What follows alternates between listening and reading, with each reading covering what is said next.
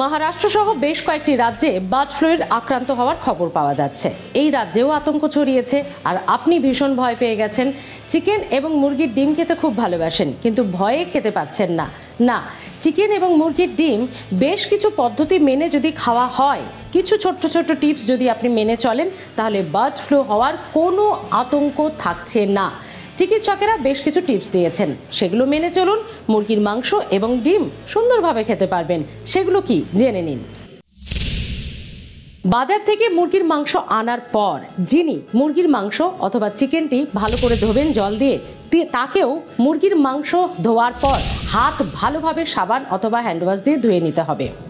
মুরগির মাংসটি ধোয়ার সময় সেই হাত যেন মুখে, চোখে, নাকের কাছাকাছি না পৌঁছয়। যে পাত্রে মুরগির মাংসটি ধোবেন, ধুয়ে নেওয়ার পর কড়াইয়ে সেই মাংস রান্নার সময় সেই পাত্রটি অর্থাৎ ধোয়ার সময়ের সেই পাত্রটিকে ভালোভাবে সাবান দিয়ে ধুয়ে নেবেন। মুরগির মাংস রান্নার সময় যেন 165 ডিগ্রি ফারেনহাইট 73 ডিগ্রি সেলসিয়াসে মুরগির মাংসটি রান্না হয়, মানে তাপমাত্রা এতটাই যেন থাকে যাতে কোনো ভাইরাস আর বেঁচে থাকার কোনো সম্ভাবনা থাকছে না।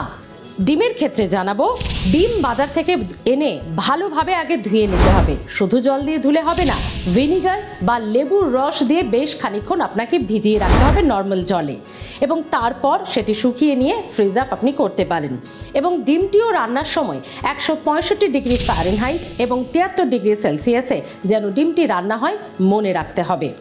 এবং চিকিৎসকেরা বলছেন কয়েক মাস হাফ বয়েল ডিম বা ডিমের পোচ খাবেন না, যেহেতু এটি কম সেদ্ধ হয়, ভেতর পর্যন্ত যেহেতু এটি সেদ্ধ হয় না, তাই বার্ড ফ্লু থেকে যাওয়ার কিন্তু আশঙ্কা থেকে যাচ্ছে।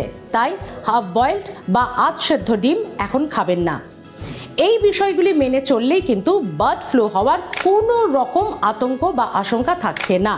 আপনি নির্দ্বিধায় খেতে পারেন মুরগির মাংস বা চিকেন অথবা ডিম। হেলথ সম্পর্কিত আরও তথ্য পেতে আমাদের হেলথ প্লাস সাবস্ক্রাইব করে রাখুন, লাইক করুন। ভিডিওগুলি কেমন লাগছে জানাতে ভুলবেন না। ভালো থাকুন।